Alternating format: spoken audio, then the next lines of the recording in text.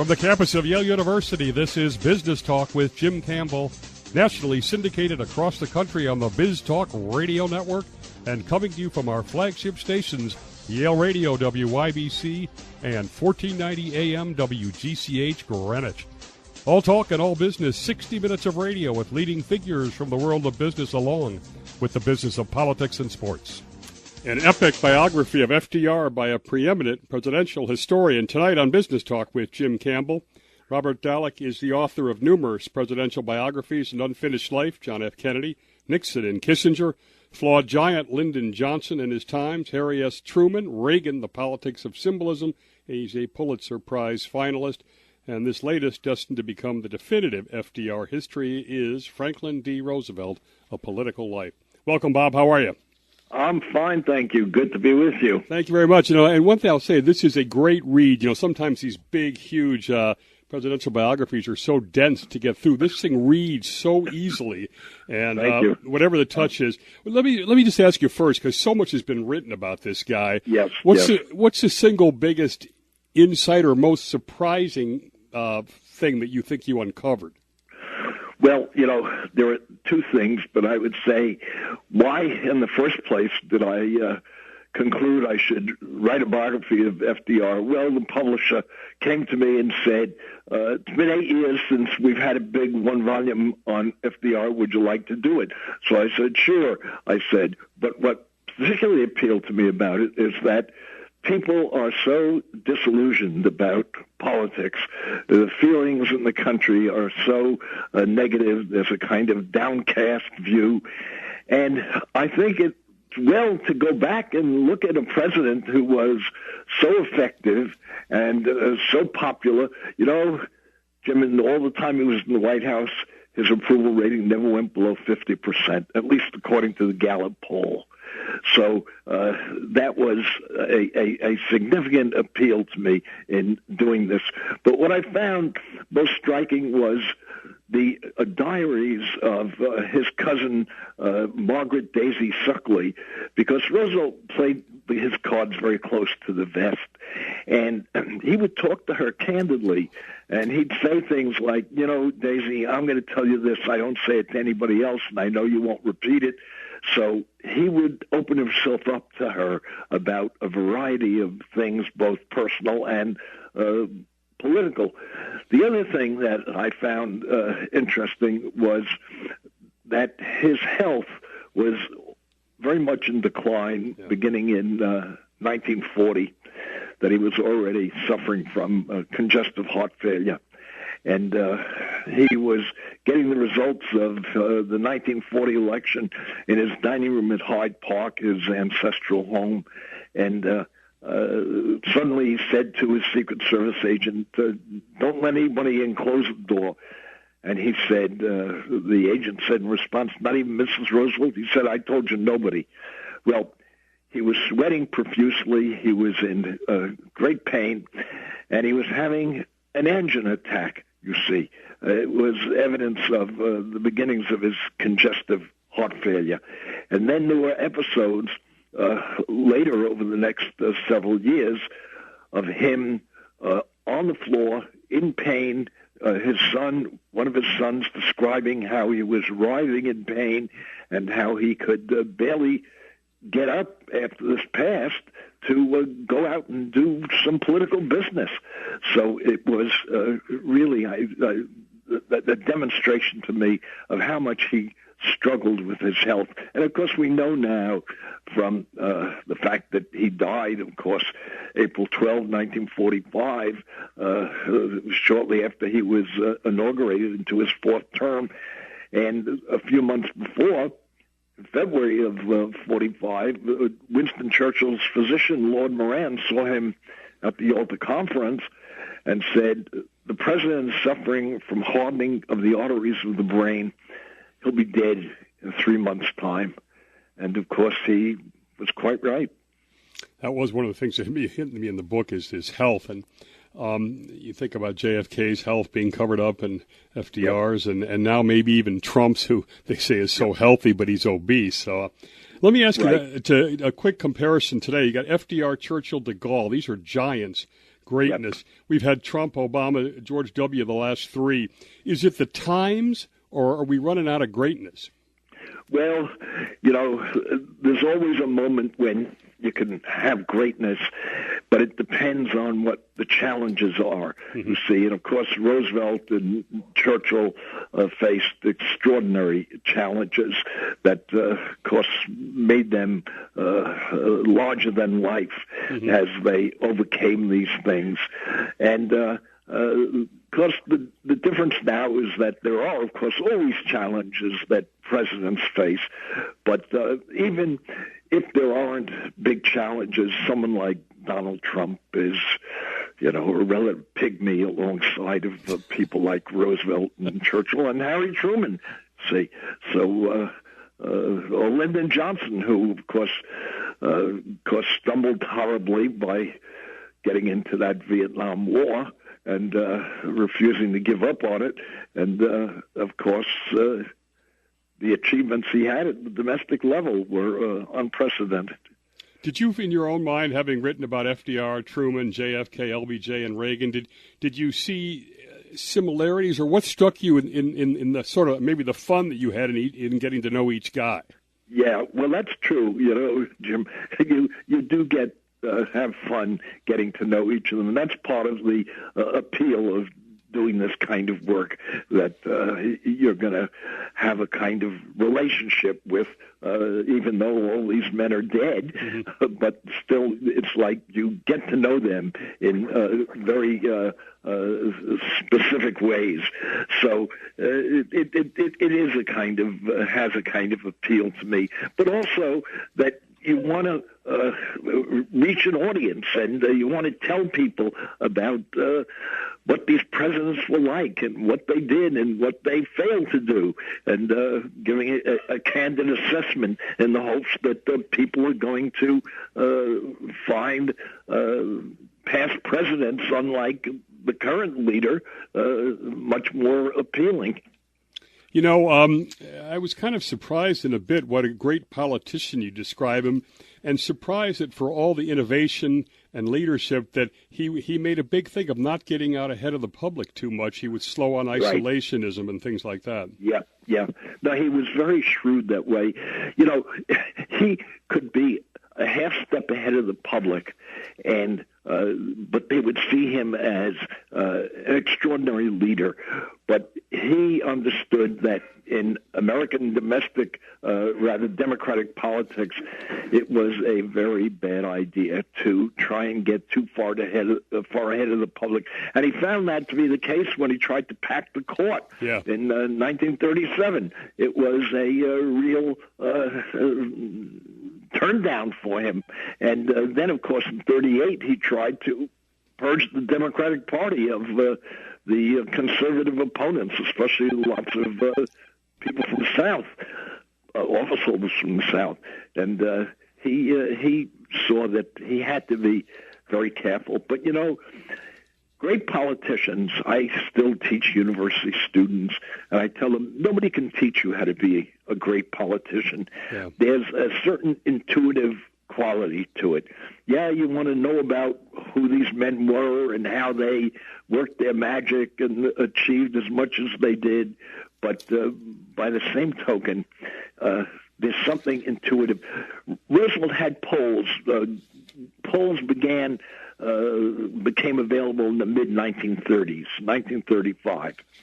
But Roosevelt relied on his intuition in part, in significant part, and he would take these jaunts going across the country and stopping in different places, but also he'd send Eleanor and Harry Hopkins and Harold Ickes, who were all part of his administration, his team, and they'd report to him on what they were finding in Chicago, in Wyoming, in California, and he had a feel for this. Others did too. Someone like Theodore Roosevelt was extraordinary in that regard. So I think that the greatest politicians in American politics, at least, have this intuitive feel. Reagan had that and was able to lead the country with using that talent.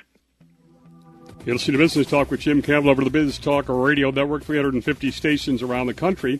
And you can go to biztalkradio.com, find the station closest to you, listen over the Internet, access our archive of podcasts.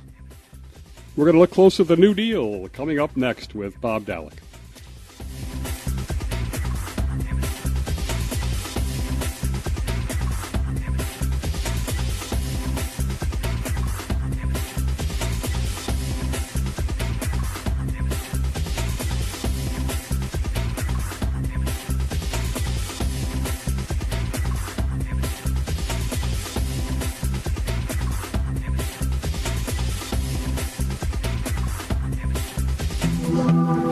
Back with presidential historian Robert Dallek on FDR's legacy. We're going to look at the New Deal right now. Bob, how much was this alphabet soup, very entrepreneurial, trial and error? How much was choreographed versus improvised? Well, I think most of it was improvised because Roosevelt later said that everything I learned about economics at Harvard proved to be wrong. See? And what he did was to work like heck to figure out what was going to work. Now, of course, he did not solve the Depression. We know that the Depression was ended by industrial mobilization beginning in 1930, 1940, right. And, of course, the onset of the Second World War. But he did with the New Deal something that, as I see it, was more important.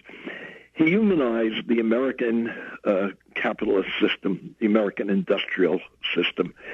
They put into place things like the Security and Exchange Commission, the Rural Electrification Administration, the Tennessee Valley Authority, Social Security, the Wages and Hours Act, which of course operates to this day, minimum wage, maximum hours, all the dams that were put into place in the hopes of conservation, of preserving America's natural resources and reducing floods and disasters of that kind.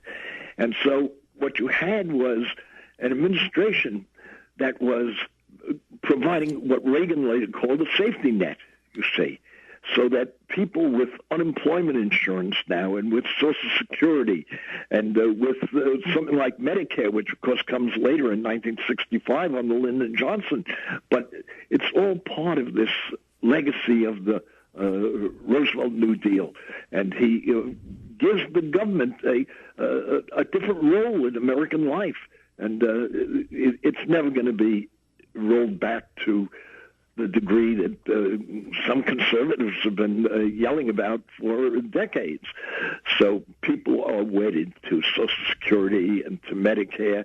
Is anybody going to try and get rid of the Tennessee Valley Authority, which helped to make that part of the Upper South more prosperous than it had ever been before?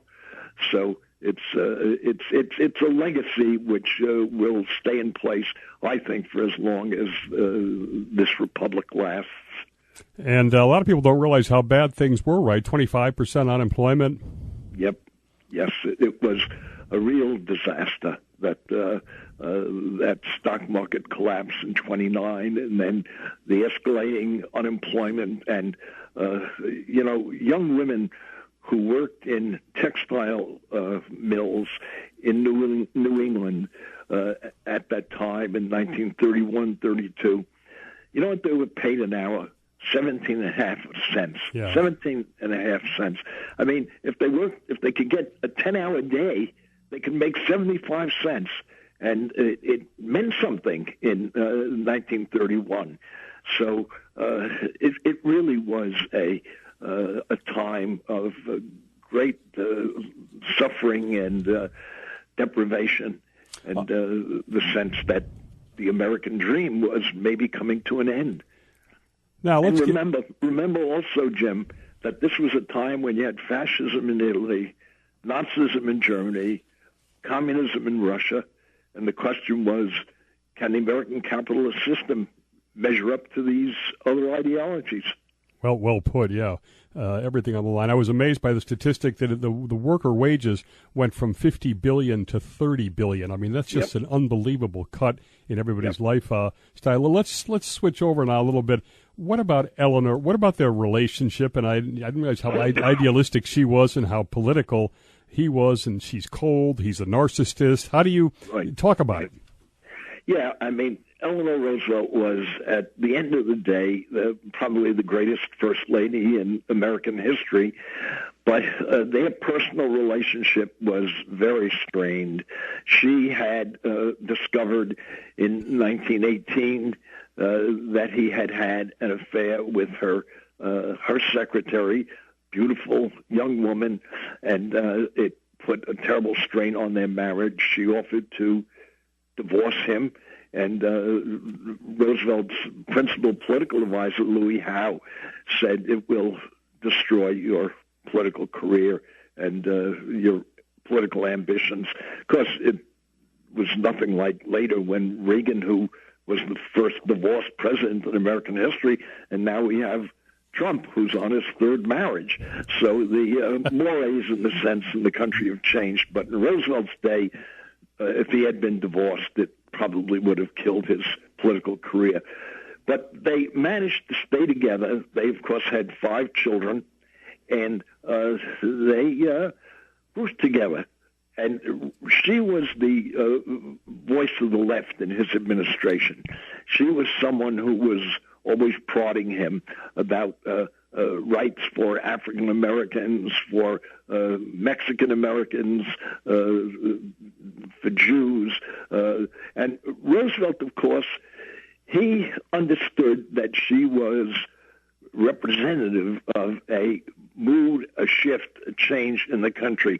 What's striking about Roosevelt's New Deal is the extent to which he brought ethnics into the mainstream of the country's life. You see that for the first time in the country's history, Irish and Jews, Italians, Catholics felt they were accepted as real Americans. It was no longer the National Origins Act of 1924, which had really put the emphasis on bringing Northern Europeans to that's why Trump's recent talk about having Norwegians come in is really a kind of throwback to that 1924 legislation. And when Lyndon Johnson reformed that, changed it in 1965 with the newer modern immigration statute, he said that old law was racist, you see. And so Roosevelt, while he didn't and wasn't able to change that legislative standard, he was much more open to dealing with and honoring, recognizing the ethnics. And that was partly Eleanor's contribution, too. She was someone with a larger vision of what the United States should be. As we get into the last minute or so, what happened with the court packing? He didn't get out ahead of people, but this is his second term, a little hubris or what? Yeah, I think he had won such a landslide election in 1936. Remember the famous saying that as Maine goes, so goes the nation, was the old saying. It was a Republican state. But in 1936, the saying became, as Maine goes, so goes Vermont, because there were only 2 states that voted for Alf Landon against FDR. And so it had changed dramatically. So he had the wind at his back, he felt, and the Supreme Court impressed him as being a threat to the New Deal, and so he wanted to pack it with liberal justices who would approve his reforms. And, of course, it failed. Listen to Business Talk with Jim Campbell next. Foreign policy and World War II.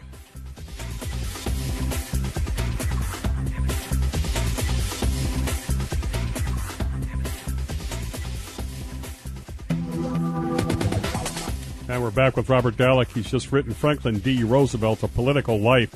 Bob, was he too cautious, tiptoeing, getting into war footing, and too much of a political, too much worried about isolationism, while Jews were being killed and Nazis were just taking over countries at will?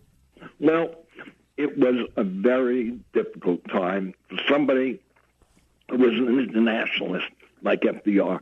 He had taken a page from his distant cousin Theodore's book, and he was a believer in the idea that the United States was a world power. The idea of isolationism had passed us by, that we needed to think in terms of what was happening in the rest of the world, not just in Europe, but in the Middle East and Asia, and of course Latin America was our backyard. But he understood that if he tried to get too far out front on the issue of American involvement in European power politics, there would be an uprising against him. And remember, when he runs in 1940 for a third term, he's breaking all the rules. The world was at war by that point, or at least Europe was at war, and the Nazis were driving ahead and had defeated the French, occupied France, and Britain was thrown back on its own resources. And people were very nervous about the advance of the war gains for the Nazis. And so they were ready to think more in terms of what had to be done in the world.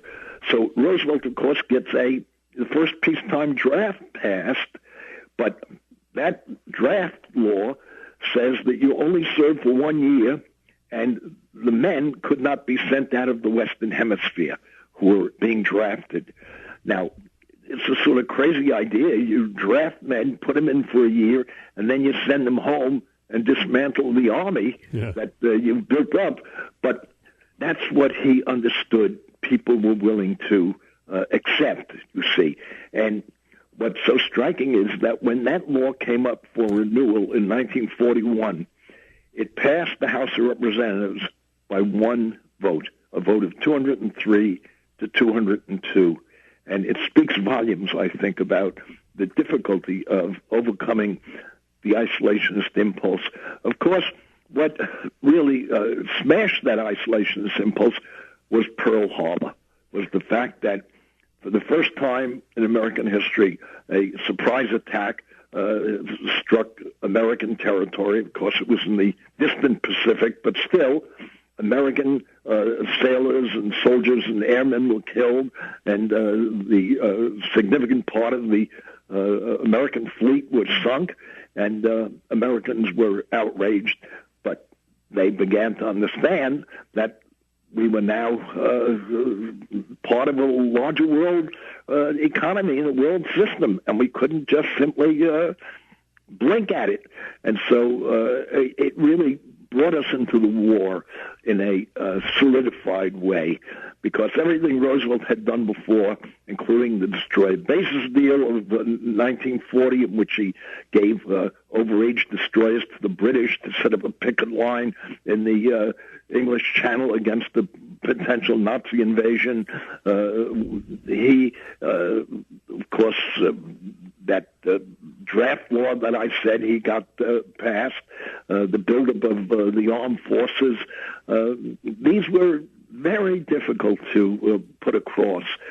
And so he had to be enormously cautious. And the way he did it was to keep advising the public that we were not going to war, that what he intended was to build America's defenses. And people were accepting of that. That was okay, you see. And so, and of course, he lied to the public in his last speech in that 1940 political campaign for the presidency, when all the time he had been saying, the United States will not go to war unless we are attacked by a foreign power. He essentially said, we'll not go to war. And so later, he came under very sharp attack for having lied to the public. But, it was campaign politics that he was practicing. It's interesting, too. He was very manipulative and lied right to Joe Kennedy's face, who Kennedy was almost treasonous over there in London. But he told him to his face, right, that he was going to support him for president just to make sure that he wouldn't cause any more problems. right? And that he was going to help his son become the governor of Massachusetts. And yeah. What do you think about? You've got Churchill and FDR, and to some degree de Gaulle, almost carving up the world after this thing. Was there too much haste? What do you think about that?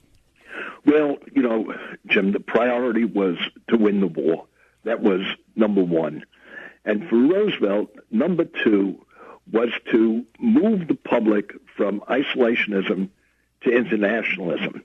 And the way he did that was to mislead the public in thinking that after World War II, we were going to create a kind of Wilsonian world, universalism, as it was called in Wilson's days, the idea that the world would function in a harmonious way, that at the end of the war we'd have a kind of love fest with the Russians, the Chinese, the British, the French, But he sent Wendell Willkie, who was his opponent in 1940, abroad on an inspection mission, and Willkie came back from that in early 43 and wrote a book called One World.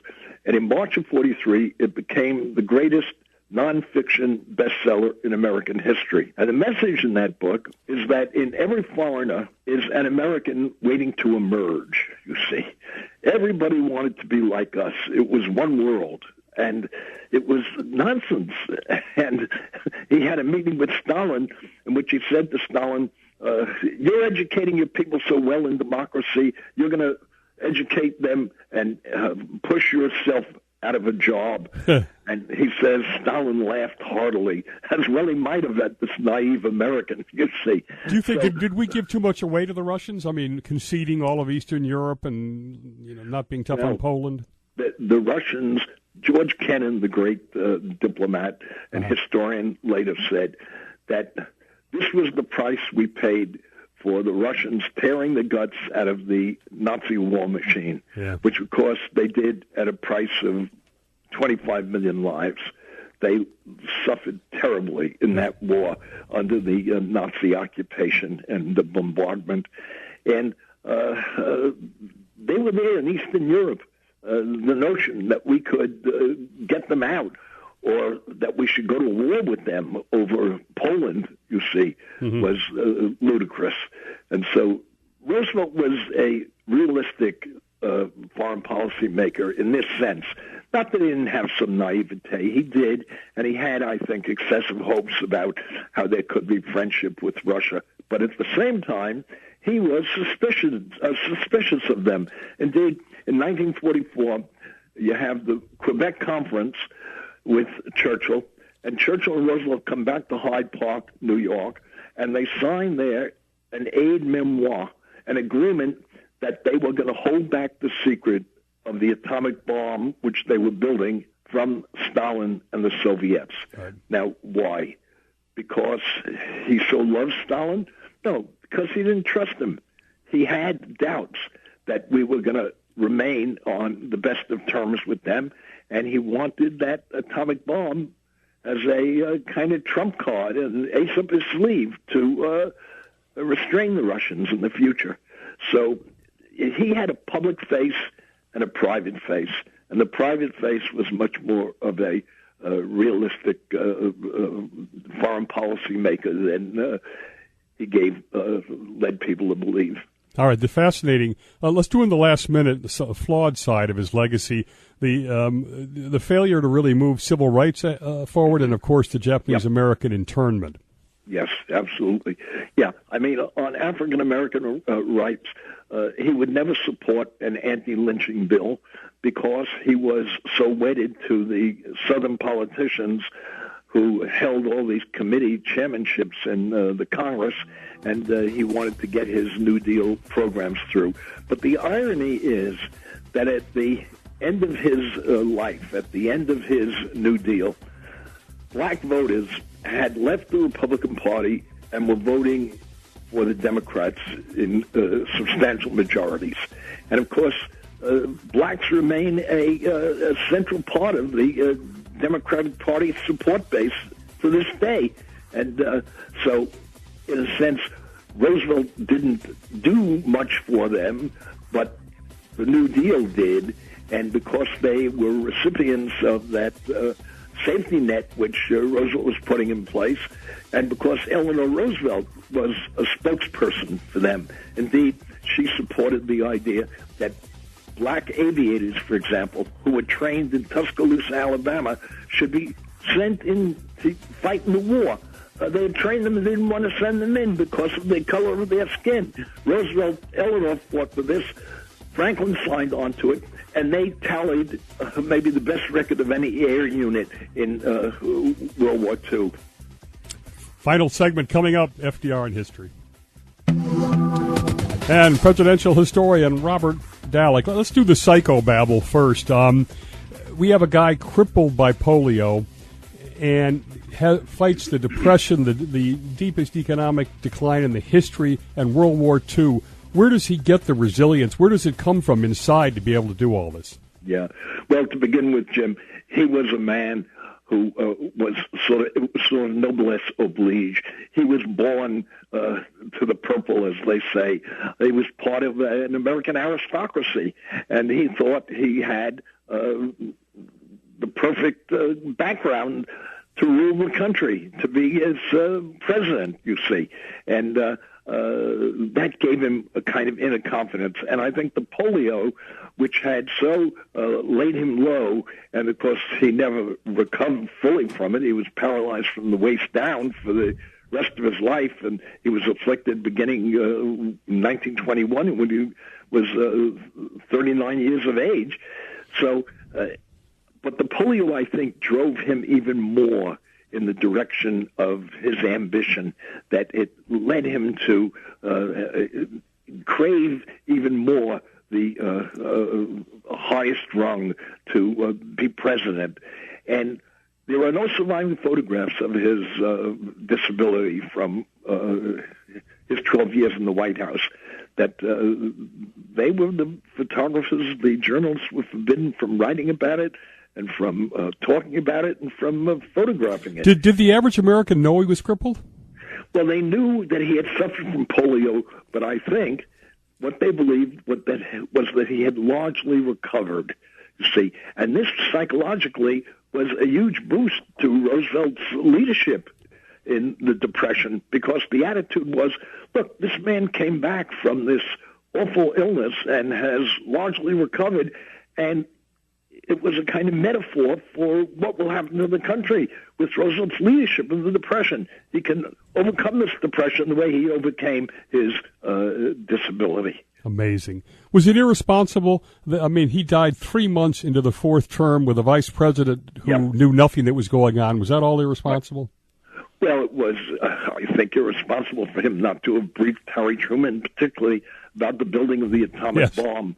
But you see, I think what happened, people can raise this question, should he have run again in 1944? Because Churchill's physician, as I told you, saw him as a dying man, and he was really quite ill by then.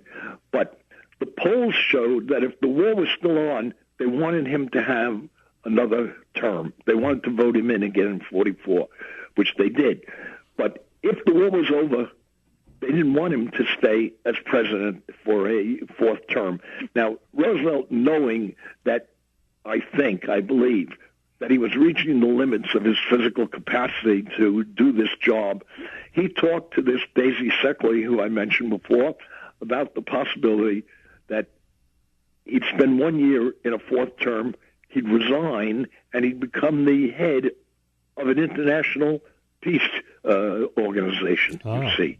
So he thought about getting out, because he was really exhausted by then by the demands. You can imagine what the burdens of that office were like. Just amazing, and the courage. Now, we've had this long time, Vietnam, Watergate, Nixon, Carter, Reagan ran against D.C., the growing disillusionment with government. The era of big government social programs is over, right?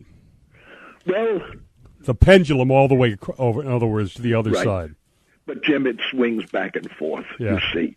The minute you get some kind of economic crisis in this country or something else that disturbs the public, who do they look to? Yeah. The mayor in their city, the governor of their state. They look to Washington to handle these big national problems, you see. And that I don't think will go away. And so the great historian Arthur Schlesinger wrote about the cycles of American history. You go through periods of conservative impulses and then a progressive reform impulse. And right at the moment, we're going through a more conservative time. But, this November 2018 election, I've been hearing some people say this is going to be a replica of 1964, which, of course, was the election in which Lyndon Johnson wiped out Barry Goldwater and the conservatives. And at that time, they said, you see, the Republican Party, the conservatives are finished. Well, hardly. Do you think that the America First theme of Trump is just like what FDR was facing back then? Well, it's different in that America First. Now, we're the most prosperous and richest and most powerful nation in the world compared to what was going on then. And the isolationism that Charles Lindbergh was leading at the time was a kind of a defensive posture. And I think this whole idea of America First now is just rhetoric. And yes, I mean, Trump is implementing some of it with his response to the various trade commitments we have and how he's dealing with foreign countries. But it won't last. I mean, I think that America is too rich, too powerful, too influential to really resort or return to anything resembling the isolationism of the 1930s. It seems like FDR had the political nuance to not be authoritarian, but have that same sort of level of power. How do you sum him up, his legacy, as we finish? Well, I sum him up by saying he was one of the three greatest presidents in American history. He led the country through the Depression. He led us to victory in World War II. And a friend of mine who was a retired diplomat, as to the Holocaust, he said, well, the only thing Roosevelt did was to defeat the Nazis, you see. Now, Roosevelt's moral authority has been compromised by what he did with the incarceration of Japanese Americans and his failure to be more forceful in speaking out and working against the Holocaust. But on the other hand, he accomplished so much and was so courageous in struggling with these issues in the midst of his health crisis, personal health crisis, that he remains, in the eyes of most historians, and I think the public too, as one of the three great presidents of American history. Great way to end it. Thanks to Robert Dallek. Been a very quick hour, and this is a monumental work, and it's all in one volume only, too, which I think is kind of cool. It's Franklin D. Roosevelt, A Political Life. This has been Business Talk with Jim Campbell. Our podcasts are available at iTunes, WYBC.com, thebiztalkradio.com, and you can get our commercial-free version on YouTube. Search Biz Talk with Jim Campbell or go to Park City Productions 06604.